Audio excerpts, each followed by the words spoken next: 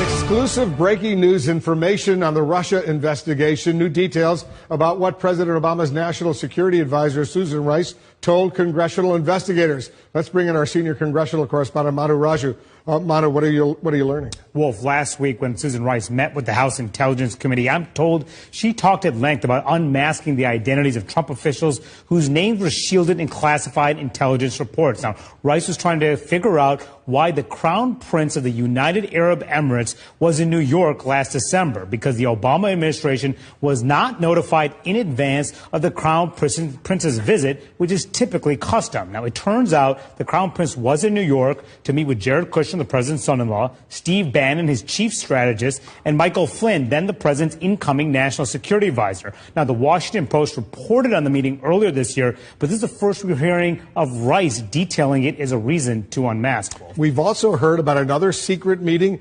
involving the Emirates. Yeah, that's right. This New York meeting preceded a separate effort by the UAE to facilitate a back-channel communication between Russia and the incoming Trump White House. And that back-channel discussion, we know, took place in the Seychelles Islands in the Indian Ocean shortly before the inauguration. Now, sources who know about the New York meeting insist that the Russia issue was not discussed at all at Trump Tower. But, Wolf, that timing of that New York meeting followed by the Seychelles meeting, and the fact that the UAE did not notify the Obama administration about why it was coming to the United States, has all raised questions in the eyes of investigators. On another sensitive issue, we know that President Trump, over the summer, he called out the President Obama's former national security advisor, Susan Rice, for unmasking. What do they say now? Well, I actually put this question directly to Sarah Sanders, the White House spokeswoman, and she would not explicitly say if the president still believes that Rice committed a crime, instead saying that the issue